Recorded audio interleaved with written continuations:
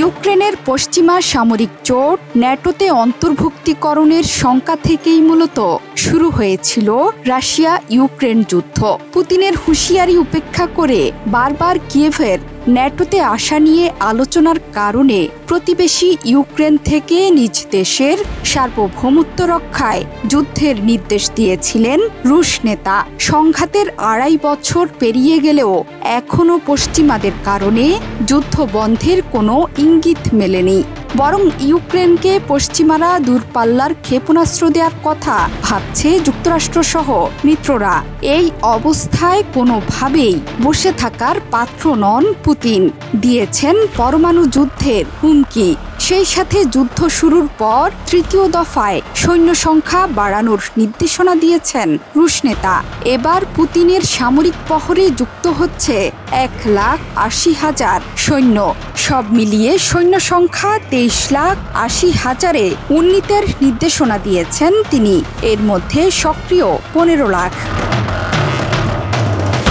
সামরিক বাহিনীতে বিশাল নিয়োগের আদেশের পর ন্যাটোর বিরুদ্ধেই নিজেদের শক্তিশালী করে তুলেছেন পুতিন।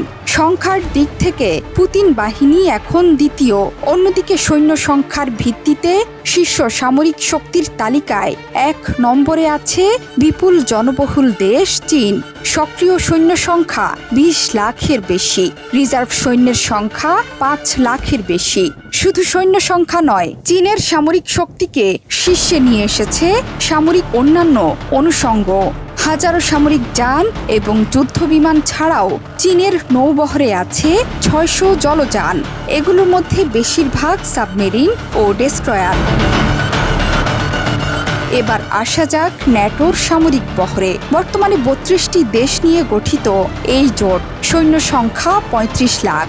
তুলনা করলে দেখা যাচ্ছে চীন এবং রাশিয়ার সম্মিলিত সৈন্য সংখ্যা ন্যাটোর সৈন্যের তুলনায় প্রায় দ্বিগুণ।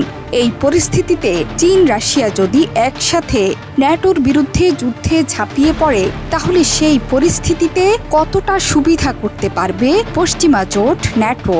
বর্তমানে সেটি নিয়েই চলছে জল্পনা কল্পনা। চীন রাশিয়ার পাশাপাশি ন্যাটোর বিরুদ্ধে যুদ্ধে রাশিয়াকে সহযোগিতা করতে এক পায়ে দাঁড়িয়ে পরমাণু শক্তিধর উত্তর কোরিয়া এবং ইরান। তার মানে পরমাণু হামলার দিক থেকেও এগিয়ে রাশিয়া।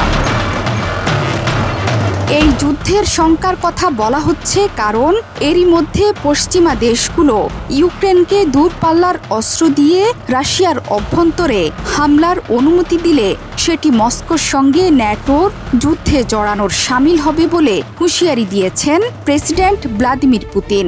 রাশিয়ায় দূরপাল্লার অস্ত্র দিয়ে ইউক্রেনের হামলা প্রসঙ্গে গেল বৃহস্পতিবার রাষ্ট্রায়ত্ত টেলিভিশনে পুতিন বলেন, এতে এই সংঘাতের মূল ধরনে বড় ধরনের বদল আসবে। এর অর্থ হবে ন্যাটো জোটভুক্ত দেশগুলো অর্থাৎ যুক্তরাষ্ট্র ও ইউরোপের দেশগুলো রাশিয়ার সঙ্গে যুদ্ধে জড়িয়েছে। আর এটা হলে সংঘাতের ধারণাই বদলে যাবে। তখন আমাদের জন্য যে হুমকি তৈরি হবে তার ভিত্তিতে আমরা যথাযথ সিদ্ধান্ত নেব। বর্তমানে পশ্চিমা দেশগুলো ইউক্রেনকে যেসব অস্ত্র দিয়েছে বা দিচ্ছে, সেসব অস্ত্র দিয়ে রাশিয়ার অভ্যন্তরে হামলা না চালানোর শর্ত রয়েছে।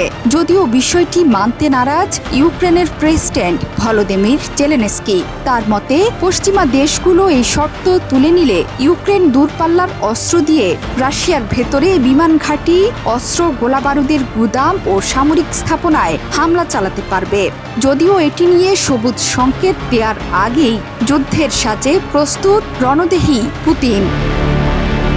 জোহরা চৌধুরী সেতু, ৭১।